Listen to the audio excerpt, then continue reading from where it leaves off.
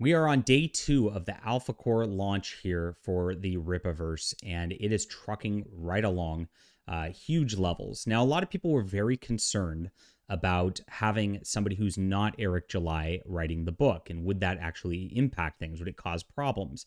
Now, Eric July did the smartest thing possible. He brought in Chuck Dixon, the legend, probably the greatest comic writer of our time, and he brought in one of the top A-list best artists, Joe Bennett, also for this book.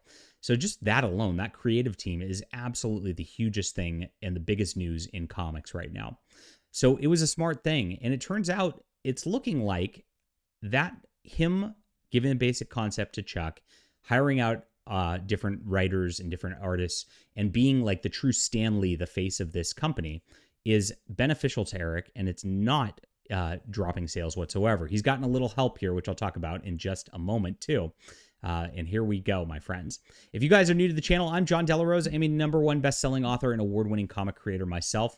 I'm going to be launching my top grift pretty soon, which is making fun of online grifters like Andrew Tate, that manosphere kind of thing. We made a very, very funny and very, very poignant comic for, of course, these times. And Mike S. Miller, who did Injustice for DC, again, an A-list beautiful artist, and, of course, the Shadowversity's huge Shadow of the Conqueror campaign a couple years ago, is the artist for the interior of this book. I'm very, very pleased to work with him. His art's beautiful. He's turned in about half the book so far, and I'm excited to get this launched. So sign up for the notifications on this. I'll put that link in the description below. Thank you guys so much for being there. So Alphacore right here, we're in the queue because I reloaded this here just to look at what's going on the campaign. I'm trying to find, why is this doing this right here? Trying to find the full numbers here. I had it. There it goes. If you could look at this, Eric July is now almost to 700,000 sales. We're at the beginning of day 2 here. And he's got over 10,000 of each of the 4 covers made here. Now, that's pretty interesting right here. And when I reported on ISOM number 2's first 48 hours, he had made $960,000. I didn't track how many covers had sold and all that. Now, from this, it looks like he's going to be selling more purchases in the first 48 hours of this than ISOM number 2. And here's where I'm going to get into this right now. Right now, with 10,000 sales, he has cut off, because he's made his books $28 instead of $35 for this, and he's actually cut the shipping by $2. $9 per book in the sales numbers here. So $9 times 10,000 is 90,000. He's actually, if he was selling this for the same amount as ISOM number 2, he'd be closer to the $800,000 mark right now at the beginning of day 2.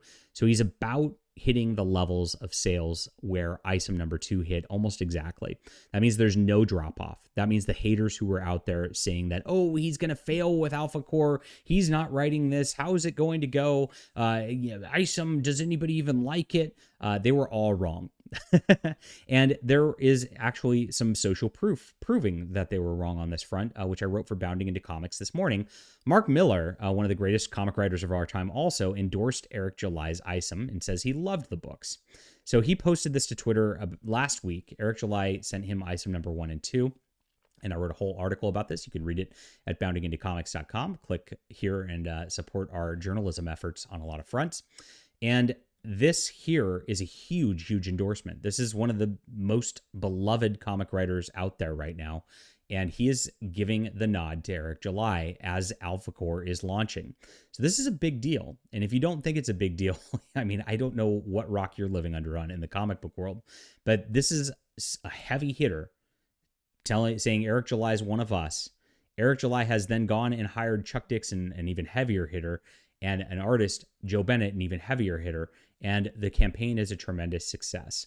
So, guys, everybody is going to say this is the internet, that the world's falling, the sky's falling, things are horrible. This is exactly what you get every single time. But when people say, I like a book, it's good, that's all they have to say about it. It's only when you get critical, when you get into those nitty gritties of oh, I didn't like how he drew that ear in panel 5.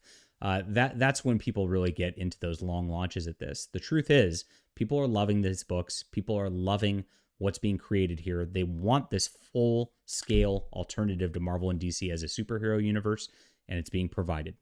All right, leave a comment down below with what you think about this. Hit that like and subscribe button, and we'll be back soon.